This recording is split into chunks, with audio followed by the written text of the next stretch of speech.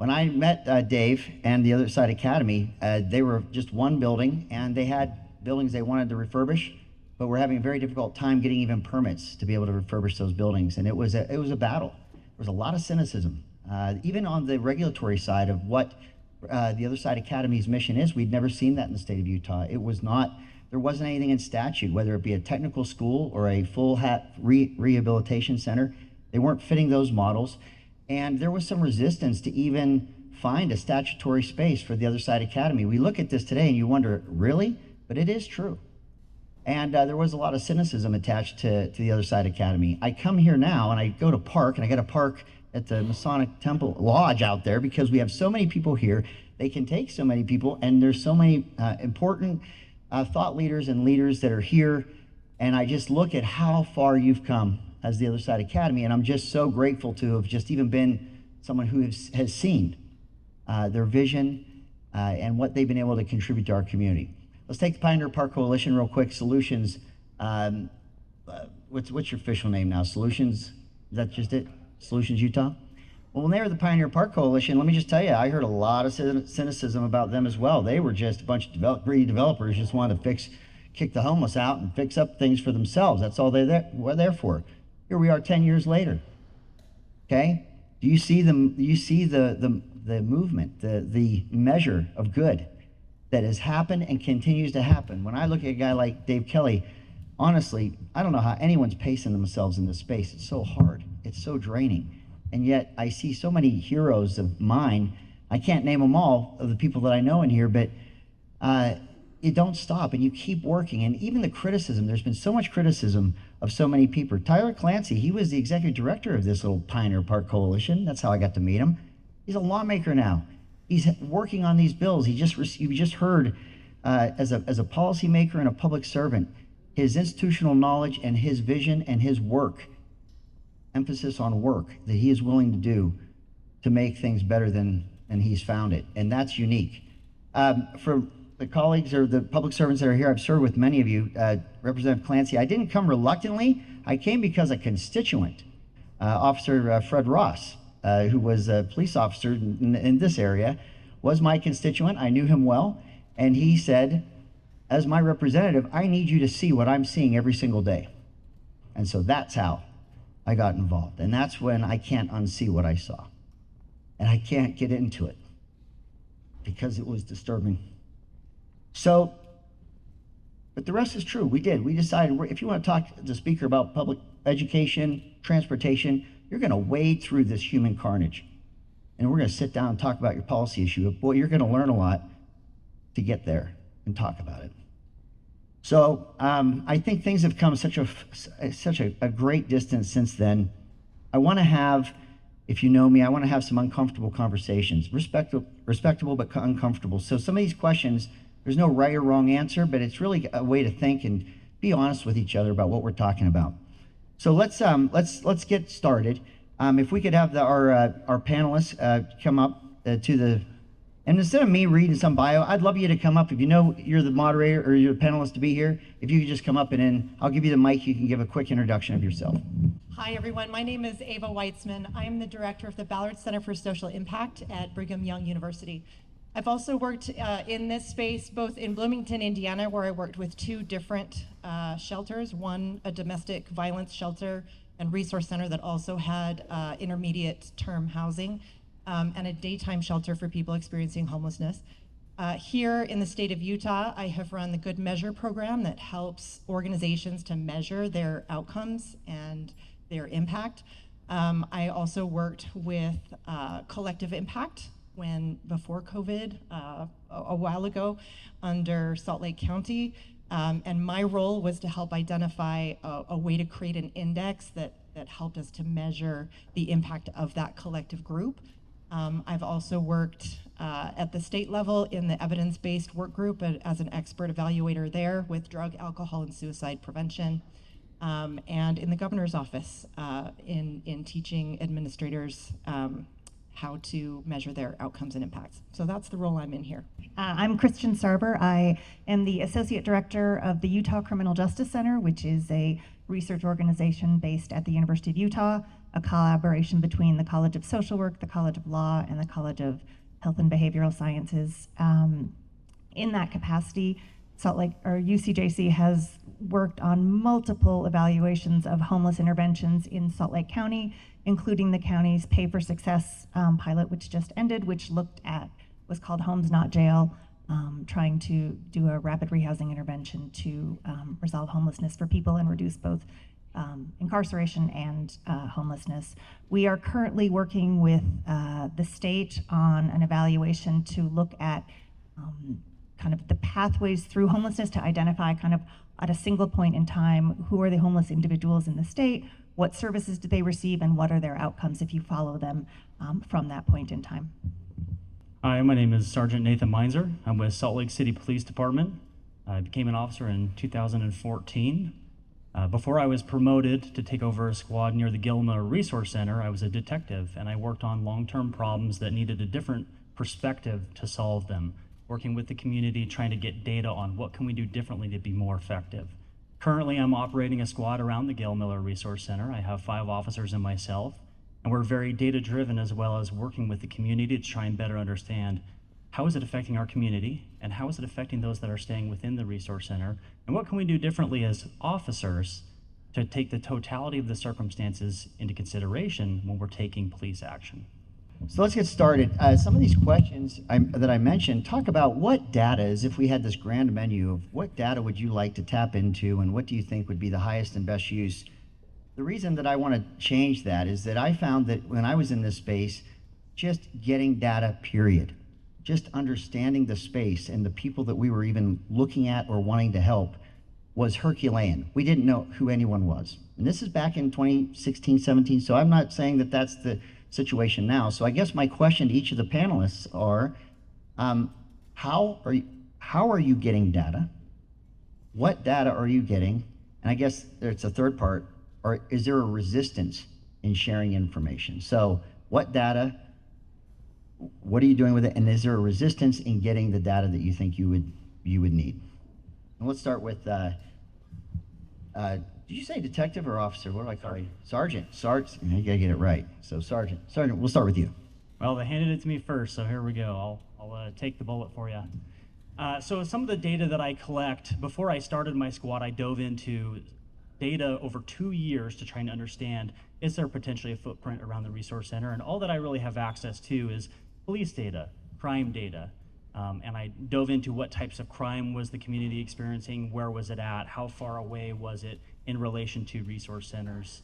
And I really dove into what were the busiest times of day, the busiest days of week, and changed our hours to match those, as well as our days that we work. And that's kind of really helping us shape and see the busy issues that our community is dealing with to try and mitigate that and be as most effective as we can be. In terms of our data, we have a squad that's dedicated to getting the police data and combing through it and kind of having a consistency in data. That's where we get our data from. So I myself do a little bit more of a dive into that data, but the difficulty being is any data that I dive into individually, I'm not a data analyst. So I'm human, I could make a mistake. So I have to work very closely with them to get that data. The difficulty is I would love more data. I would love to be able to understand all the totality of each individual. What more can I know to have a better reaction in the end, a better outcome for you? Because is it possible that the best reaction for me to do is take police action and go to jail? Not always, no. Sometimes that individual might be better served, better supported by taking different action, utilizing more resources and providing options for them. Did I answer your questions all the way? You did. Thank you. So for the current project that I mentioned, the data that we will be using will be the Utah Homeless Management Information System data. So that's homeless services. We are also matching Medicaid data and then law enforcement data as well. We haven't had resistance to that. For the most part on all our projects, we are contracting with an entity who has a vested interest in the question, but I think as because we're based within the University of Utah, we work through our University Institutional Review Board. There are pretty strict parameters around the data when we're requesting it. I think to your point, one of the hard things about studying homelessness is that if you pull data from a single system, people look like that's their primary problem, right? So in law enforcement, you will look like a criminal. In homelessness, you will look homeless. But the pictures that were displayed here earlier, I would argue, right, that's a whole range of problems there, right? That is not just homelessness. That is some homelessness, that is some crime, that is some mental illness, substance use, right? That's a whole host of things. And so to really understand that, you have to be able to look at data across systems.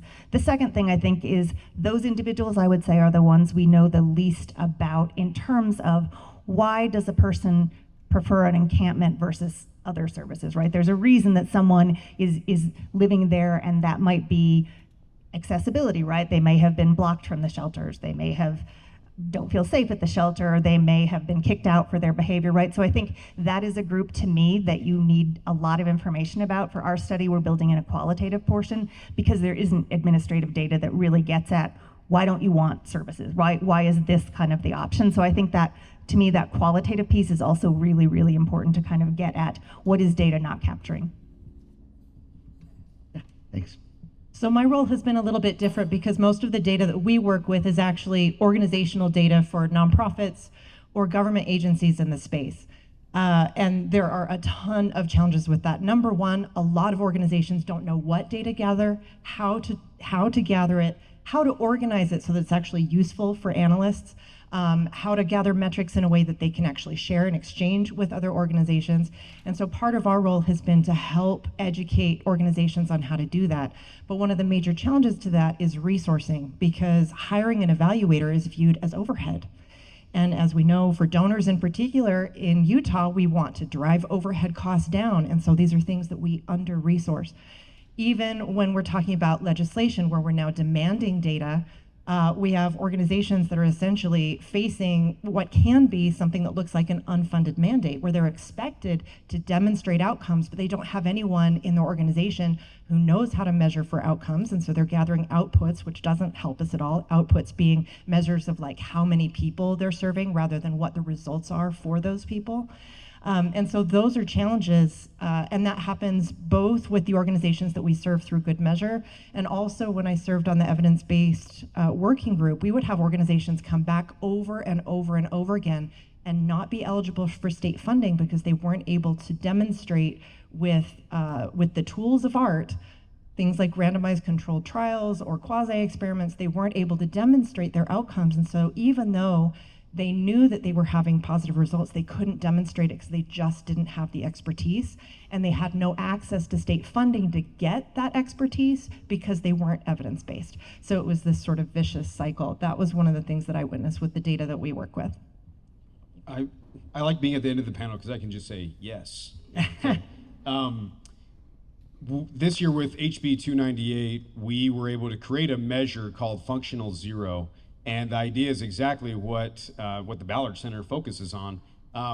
Jack Kemp, former Congressman Jack Kemp, and he was the HUD Secretary as well, I think he put it best where he said, a great nation ought not to measure success by how many people we've helped, but by how many people don't need help anymore after they've gone through our systems. And that's exactly what we're trying to do from a systems perspective, to make sure that the money that taxpayers invest is going to those outcomes rather than inputs.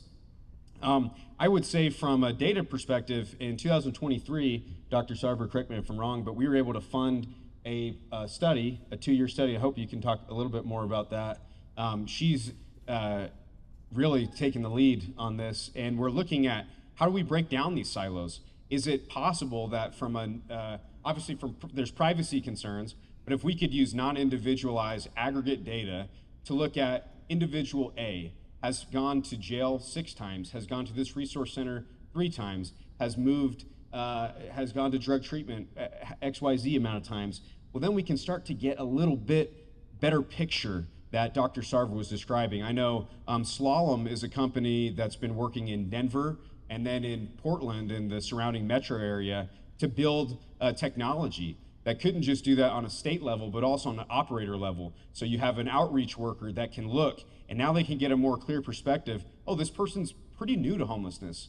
Maybe they've never had access to these rapid rehousing vouchers. Or this is someone who's more of a high utilizer, as it's been called, to where this is going to be a more complex case, and so they can start to measure and use the resources more effectively. Thank you. So each of those answers really attack data from the macro, and and that's what data is, and I get that. My question is, do we know how many people are experiencing homelessness in this metropolitan area? Do we know the number? And is there a way through micro data of individuals inform the larger macro data? Is there instead of looking at the systems or the law enforcement or maybe in a silo, is there a micro way to understand the individuals, if we know the number that we have, using that micro data to inform the macro? Anyone can start, I don't care.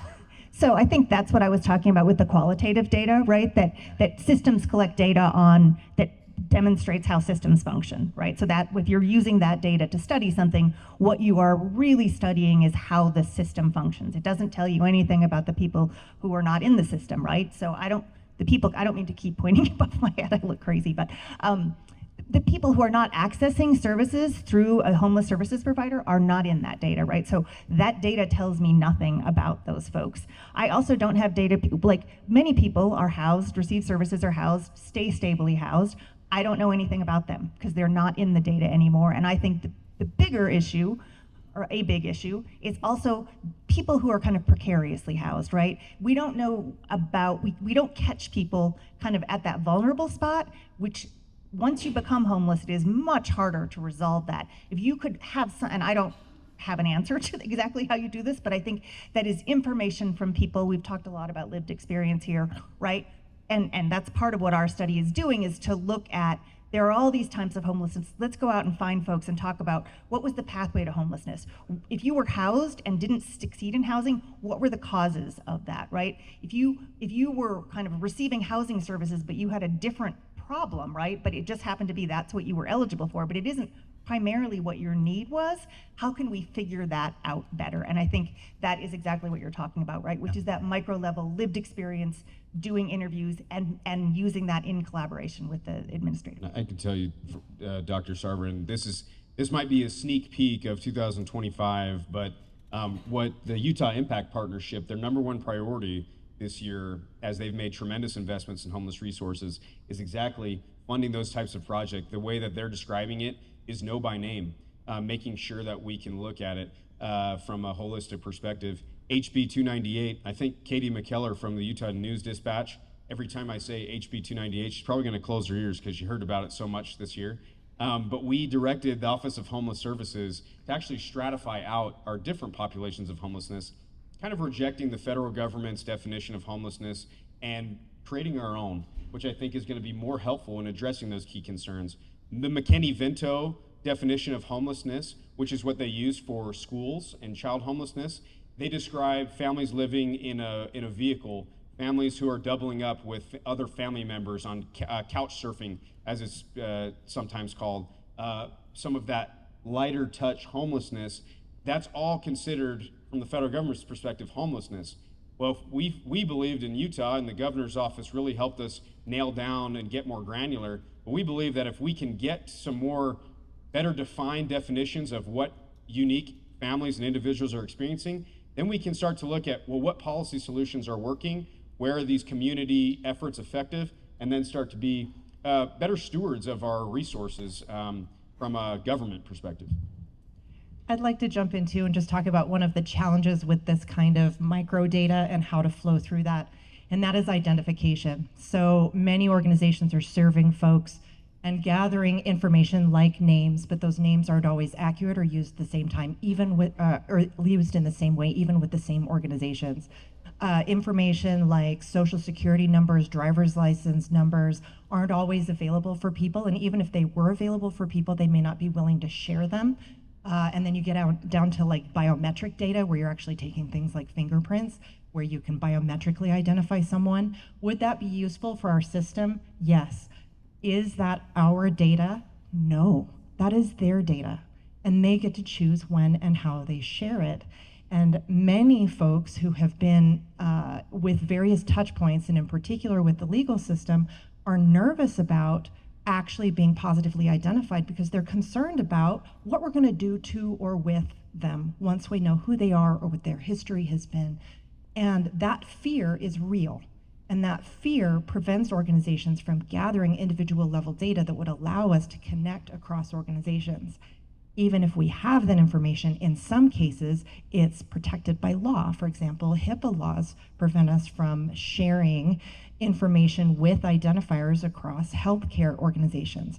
There are ways that we could work around and through that, and we do as researchers. It's part of what we do. It's part of the fun challenge that we get to engage. But individual organizations that are working with folks face all of these challenges in being able to give us the data that we could then use, even in a de-identified way, to track individuals across these systems. Sorry, I'm gonna.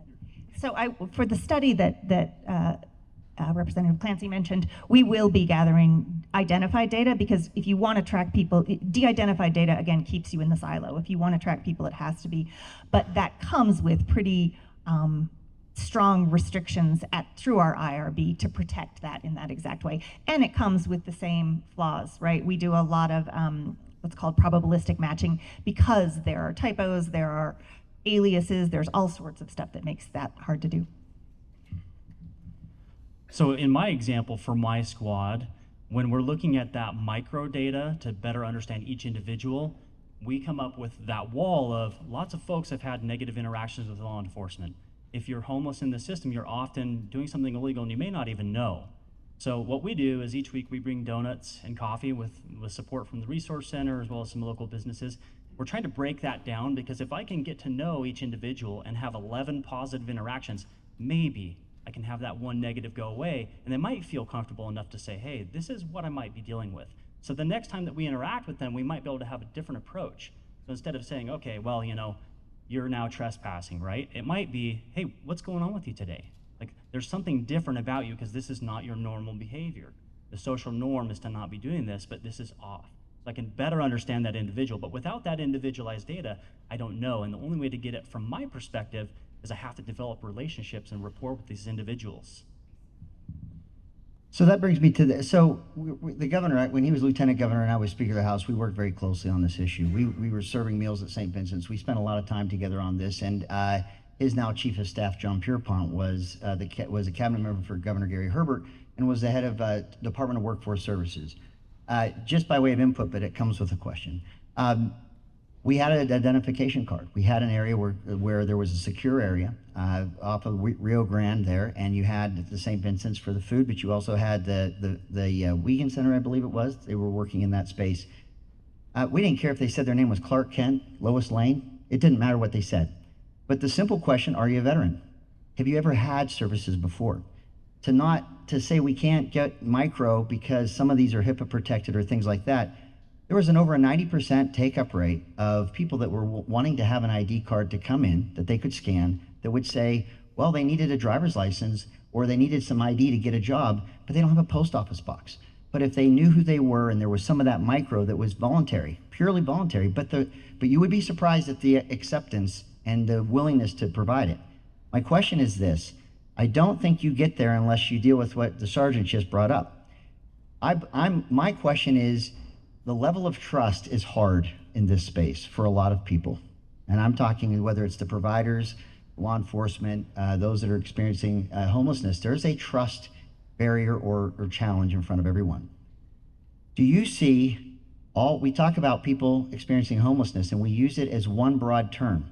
I believe that I'm biasing this answer, but I believe there are wolves and I believe there are those that are preyed upon, those that are vulnerable. When you look at the homeless population and you look at people that are accessing these and interacting with each other, do you worry or do you see amongst this population those that take advantage of and may prey upon people that are more vulnerable? Or do you believe, or is there a belief that everyone is connected in some common denominator, that they're all kind of going through the same experience? I think that's a hard question to answer, but I think it's one worth taking a stab at. I mean, if you ask me, looking at society across history, whenever individuals are together, there's crime. no matter who you are. So are there individuals that will prey upon those? Yes, absolutely. Yeah. That's something that is very real and something that we combat against. The hard part is you get a lot of individuals that will group homelessness in one group, and they'll link those individuals that want to come and prey on those people that may have mental health, substance abuse issues, may be down on their luck, whatever their individual reason is, that they'll come and try and utilize that to their advantage and take advantage of them. You see that when you get large groups of camps.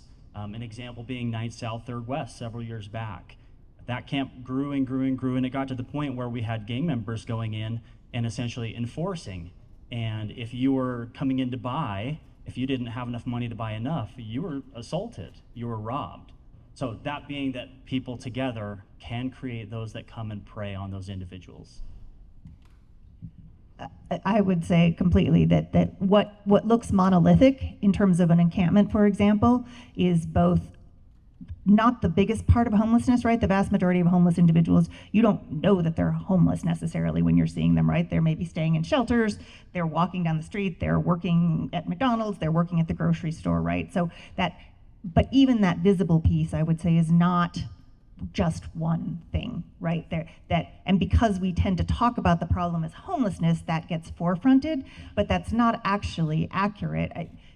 I don't know that our study will do this, but one of the intent of it is to match data across those various systems and do a latent class analysis that kind of identifies buckets, right? Of like, these are the characteristics of individuals in this bucket, and this is the trajectory, right? So people with really high criminal justice involvement and also really high shelter involvement have these other characteristics versus folks who have maybe one shelter stay, but a lot of criminal justice contact, right? That folks look very different and that services might be more effective if you're actually tailoring them to those specific differences. I think we also think about factors that lead to extreme homelessness, like mental health challenges and maybe a social predisposition because of generational poverty or things like that. But I want to add that the experience of extreme homelessness creates itself trauma responses and mental health challenges. And there are societies that sort of look out for each other.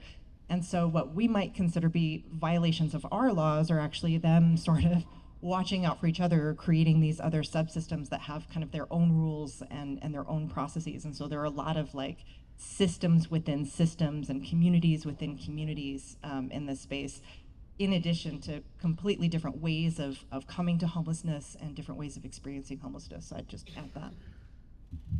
Well, thanks. I believe criminal behavior thrives in anonymity. And so I think all of these efforts that we're talking about working to help people learn their stories, that helps. Because when you have whether it's an encampment or whatever it might be, when there's that anonymity, that's where your wolves, as to use your term, they see that and they know that that's an opportunity for them.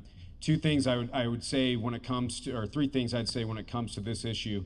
One is being homeless is an incredibly high risk factor for being a victim of either sexual violence or other types of violence. Senator Jen Plum and I have been talking about ways that we can help our homeless individuals build some of those relationships with law enforcement, possibly by even just informationally making them aware of what are their rights if they are a victim of a crime and certain things like that. How should they be treated by different contacts that they come into play with? I believe every homeless resource center in the state of Utah should be a drug-free zone. If you are a drug dealer, I can't think of anything more heartbreaking than to see drug dealers that prey on people who are in recovery, prey on people who are in those vulnerable situations. We need to protect those sites. We invest tens of millions of dollars in our homeless resource centers. We need to protect them. We already heard, and if you've spoken with individuals who experience homelessness, they'll tell you about poor experiences they've had, whether it's at a resource center or trying to get help before. We need to protect those sites and make sure that when someone says, okay, I want to get help, I want to do something different, that's a safe place to be. I think that's a no-brainer. And finally, I think too, we need to look at some of our ways that we can build connections. Right now, when an opioid overdose happens, first responders will come, and administered Narcan or naloxone, and it's an incredible life-saving drug, but it's a temporary life-saving drug. Because I'll tell you, as someone who's done many of these Narcan reversals, what do? After the person's life has been saved? We leave. We say, good luck. As there's things strewn about the floor and there's maybe CPR's been done, whatever it might be, we say, good luck. We need to have county health departments create resource cards so that every single first responder who responds to an opioid overdose can put someone on the phone right there and have someone on the other line to say, we have a bed for you. This officer will drive you. This community partner will drive you, whatever we can do. But we need to start building those connections, because so many times we hear these stories of individuals who are handed a piece of paper and say, congratulations, you qualify for mental health care. Now walk 7 miles on Tuesday to go to your appointment. Great. We need to find the moments of connections with services and build on those. Start to build that scaffolding. Ultimately, that's what's going to be to build that trust and make those changes. If I could jump in real fast. Yes. So to give some perspective, when we talk about psychology of individuals, a lot of individuals that are sleeping out on the streets, sometimes even in resource centers, they're living in their amygdala brain. They're kind of in that fight or flight state. So when you're living in that long term, your prefrontal cortex kind of has a block. So it's very difficult for you to deal with traumatic events. When you're having those repeated traumatic events, whether it's a big event or something that's small, little trauma over time, it builds up. And when you're not able to have that clearer pathway between your prefrontal cortex, you can't actually process that trauma. And over time, you're going to start having, your brain chemicals are going to start to change. You're going to have brain damage over long periods of time. And so these individuals, when they have this survival mechanism to try and survive, we're doing them a disservice because it's creating long-term damage.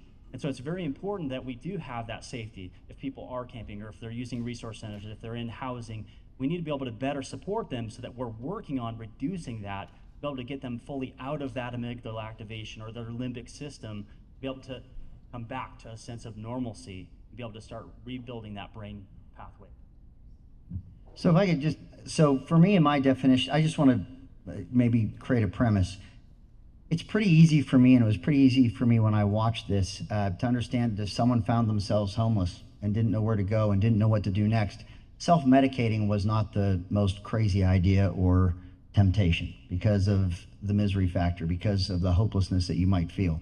And when we talk about lawlessness or crime, I'm not confusing, and I don't think anyone on this panel confuses that with the cartels, those that profit from the drug and human trafficking that happens quite elaborately and extensively in Salt Lake County, Salt Lake City, but in the state, more so than we probably are aware of. But my question is, there's an irony on shelter resistance, okay? In shelter resistance, I understand that there are people that, for reasons of whether it's long-term self-medication and not wanting to be in a structured system or not wanting to keep the rules, will want to live along the Jordan River or want to live away. There is another group that exists, and I know, and this is what I would love to see this data really drill down to, that are not coming for help because they're afraid. Because they're afraid to be preyed upon, because they are fighting an addiction that they don't want. Back then it was heroin, balloons of heroin, offered to them literally 50 times before they could get to a place to be able to receive help, and offered if you sold 3, you'd get to keep 1, things like that. Where they were in life did not allow them or made them afraid. They'd rather camp out along the Jordan River than risk going to an area where they felt like people would meet them prior to them being able to receive that care. So I don't know any other answer but to combat the lawlessness, the cartels, the drug trafficking, the human trafficking with the law enforcement, but we know there's still that trust level.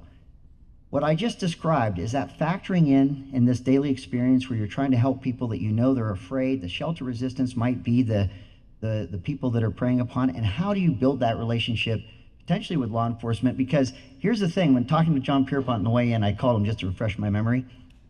He reminded me that you know who hates the ID card that they would use with any name you wanted to. By the way, you didn't have it wasn't a legal ID. Do you know who hated to answer a single question about themselves?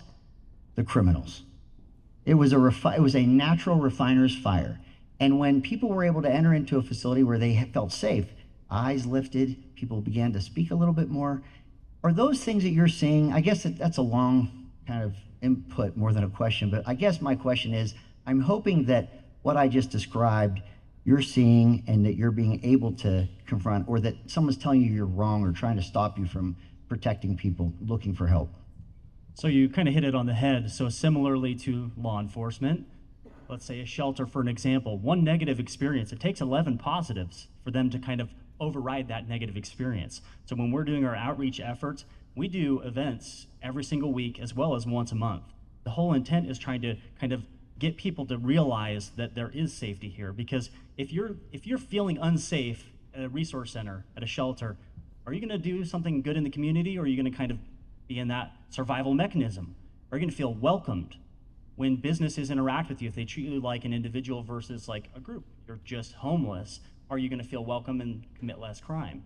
So that's why we do everything that we can to reach out to these individuals and try and break down that stigma, not just with us, but at our resource center, because sometimes it can be very safe depending on how involved they are or where they go. There's a lot of different factors that come into that, but it all comes down to that one time long ago. Or are they in that cycle where they are an active user or in recovery? And that difficult part being is when you're a user, you add into your fight or flight system, use is now a survival mechanism. And sometimes you need to be away from that potential option so that you can actually recover. So the thought of, oh, I can't go around there, I don't want to submit myself to that because I've been clean for 2 days, 3 days, 1 day, however many days it may be, but it's a struggle for each person in that situation. So I think the shelter and service resistance is interesting in a couple ways, right? And some of that can be fear of exposure. In a lot of the studies we've done, there's fear of exposure to substances. There's mental illness and or paranoia and or fear of the government that I think we sometimes label as mental illness, but I think if you read our newspapers right now, right, there's a lot of people who are afraid of the government. So I think it's important to not pathologize that to a huge degree, but right, who are very resistant, concerned, don't believe that the government should be paying for health care, so they don't accept that even if it's offered to them. But the other part of that, we just completed a recent study looking at families who had been placed in a rapid rehousing placement and returned to shelter subsequently. And I don't know how many of you have ever lived in a dorm setting in college or wherever, right? But it's really stressful to live in a shelter, right? It is really, you are negotiating other people, other people's families, other people's parenting, other people's belief about what's appropriate to say to children or kids, right? And so some of that service resistance comes from that, right? That it's really, that I would argue an emergency shelter is not the best way to address homelessness, right? Because it doesn't really get you out of homelessness. It sort of perpetuates this liminal state where you're kind of trying to make your life work. And it certainly protects you, I think, in ways from the elements and hopefully provides food. But I think that's one thing that I would argue is we need to think of better ways than emergency shelter or shortening those, making sure we're shortening those stays. That's something that I know HUD talks about a lot, is trying to make those stays really short, because the longer you stay in a shelter, the harder it is to get out of the shelter and to sustain yourself in the community. Just go down the line. I love all of it. I think there are just a couple things that I would add. People often, especially if they're in extreme homelessness, are carrying everything that they need to survive and everything that still connects to them, to their like normal day-to-day life that they used to have, on their back. And a lot of times shelters require them to relinquish that for a certain period of time. And that is extremely scary and traumatic, especially when there's theft in those spaces. So that can be a challenge. The other thing is that sometimes being able to get into a shelter, especially if they're beyond capacity or significantly beyond capacity, there can be long lines, which prevents people from having access to income because they can't go work for the day and then come in the evening and get shelter. They have to be waiting in line all day. So in addition to some of the other things that you guys have talked about, and that also creates a situation where you're now easy to be preyed upon because you're in line, right? And you're waiting. And so those are problems actually that I think we can find solutions to and work on. There are a couple of things I didn't hear mentioned. I love it. I would just say we don't have to reinvent the wheel. We have people in this room today who are incredible workers in outreach communities. Mo Egan's over there in our wing here. He's the CEO of the Other Side Donuts. And yeah, I just got a promotion. Mo, I've been out there with Mo, and many times it'll be the 5th or 6th time that someone finally says, okay, what are we doing? What, you know, I see you really care. Why is it so important to you? Sergeant Meinzer has a program called the New Hope Initiative. He gives business owners near the Gail Miller Resource Center little challenge coins. And anytime those business owners see someone who's experiencing homelessness do something positive, he directs these business owners to give them one of these coins. They bring those coins to the bike squad at the resource center, and they get a gift card. Those are certain things where, you know, we don't have to reinvent the wheel. The programs exist. I will say this. One is we can't discount experience, lived experience. Robin Sims here, who's one of our executives at the Other Side Academy, how long did it take you to get your license to sell motorcycles? 3 years to sell motorcycles because of her criminal convictions in the past. Now tell me, who do you think is going to be better at helping someone overcome addiction, me or Robin? We all know the answer. Who do you think is going to be easier to get a license to help serve individuals overcoming addiction? We all know the answer. Those are certain things, certain disparities that we can't address. Finally, I'll say this. We have a different drug crisis going on than ever before in the United States of America. There are 2 main drugs that you will see on the streets, and it's not heroin anymore. Right. The only individuals who you'll see with heroin are older people. All the younger people use fentanyl and meth. There's a reason you don't see older people using fentanyl, because you will not survive. You will not survive from age 20 to age 60 if you use fentanyl every day. You will die. It is that serious. And so when we talk about the urgency of this issue, and I'll tell you too, the meth that we're seeing on our streets is far different than the meth that was around in the 70s, colloquially thought of as a party drug. It is very different. And sometimes even trained mental health professionals cannot tell the difference between schizophrenia and someone experiencing long-term meth use. And so I'll tell you, the urgency of this crisis has been like it's never been before. And that's why we need all of these unique perspectives to come to the table, or else we're going to stay in those silos that we've discussed. Okay, so I want to again clarify, when I talk about the wolves and those that prey upon others, the vulnerable, and the criminals, I'm not talking about those who are drug users, which is against the law, and I'm not excusing it, but that's not who I'm speaking of. I'm speaking of cartels. I'm talking about those that are in an organized and profitable way are using and using this community for their benefit and their profit. I believe that, I think it's been the case that, and there's a question here, I promise, that they embed themselves because of the anonymity. If there is too much anonymity, you can have this seamless, even if we're approaching our services by volume and we think there's an economy of scale, that empowers those that would be the criminal element to be able to work with or to abuse the vulnerable. So my example, and then I want to ask each of you a question, and I hope you can, because it's hard to answer the question, because the question is, what obstacles do you face? And it may feel like it's accusatory. It is not. I don't know how we ever get better at this if we can't really discuss it.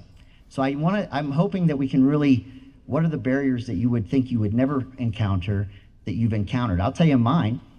We have a family shelter. When I was on the clock as a lawmaker, that's the family shelter, and they had problems with drugs inside the family shelter. It's particularly dangerous when you have small children in there, and so there was a strong desire to make it drug-free, as you've mentioned, Representative Clancy. The feedback we got was that the drug dogs were these fierce breeds of dogs, and it scared people, and so it was creating tumult. It was creating tension and stress, and so the reason for the drug dogs to not be able to come, or dog to be able to come into the shelter, the family shelter, was because of the breed of the dog. So we in the state bought a Cocker Spaniel, and his name is Ike, and he was just a puppy. And it took us, I think, 18 months to get him trained as a drug dog. And Ike, it was a highway patrolman who was his guy. His name was Mike. It was Mike and Ike, okay? When Ike finds drugs, he thinks he found a tennis ball. He is so happy. His tail is wagging. He thinks he won a game, and there is not a thing ferocious about Ike. Ike is there to have fun. He thinks it's a good thing to find drugs. It's his reward, right? Once Ike was on the scene, we found that it was still very, very difficult to be able to access that family center. They had to give advance notice, advance notice. When Ike would come and he could smell it, and his tail's wagging, and he found the tennis ball in his mind, it wasn't there. But as it was explained to me, it had been there within the last 15 minutes or so, or however long that notice is, that it had been there just moments earlier. That is confusing to me. That was confusing to me as a policymaker, trying to address a concern about a breed of dog and understanding that, that makes sense. A German Shepherd might scare the daylights out of someone. But once we overcame that, we confronted the same barriers in trying to work on that.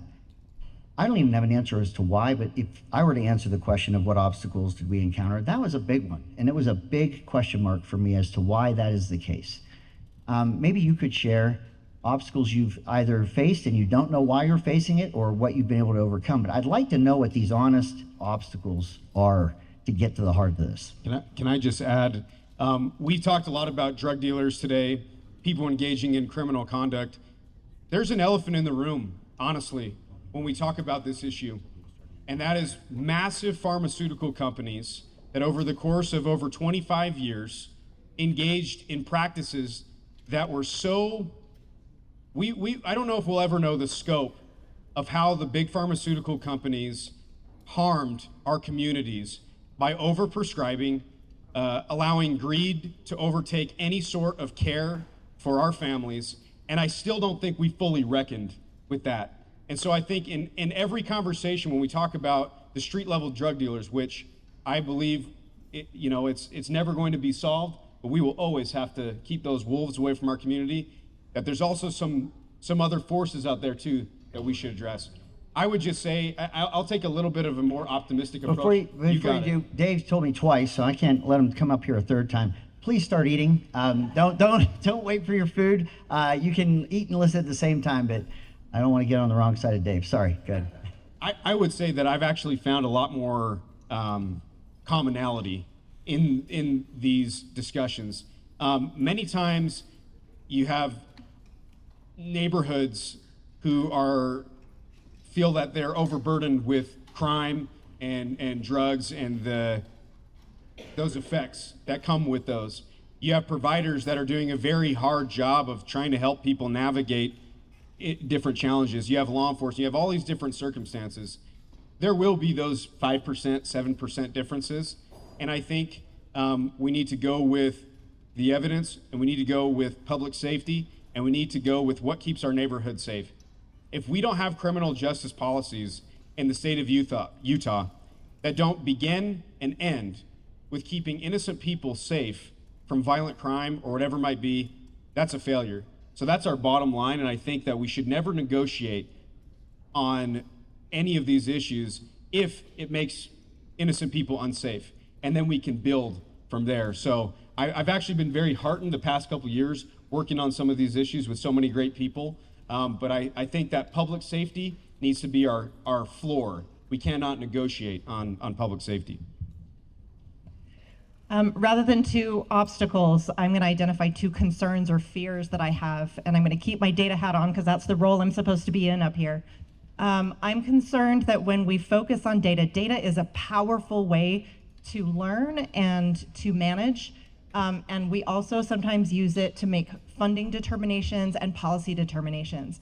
So one of my concerns and warnings is on behalf of providers. Data should be used to help providers to learn and not to punish them. They are still, even if we discover that some program that has been running is not effective, there should be space for those organizations to learn, change, grow, and improve their metrics rather than simply being defunded. Because when we defund people, we lose the experts who've actually been working in the space, and failure is a part of learning and part of the work that we're doing here. So that's one. The second one is that many of our outcomes are focused on the experiences of people who are actually experiencing homelessness. And if we are getting incentivized by those metrics, sometimes we can create perverse outcomes that are actually worse for the people with lived experience because we're trying so hard to achieve our metrics because that's how we're measured and that's how we get funded. And so for those metrics, especially the ones that deal with the experiences of people who are experiencing homelessness, I would always add to the end of the metric, by any means necessary. And then determine whether by any means necessary is gonna get you good results. Because when we're evaluating to those things, there's motivation there to behave in various ways. And we wanna make sure that the behavior is aligned with the outcomes we want for the lives of people.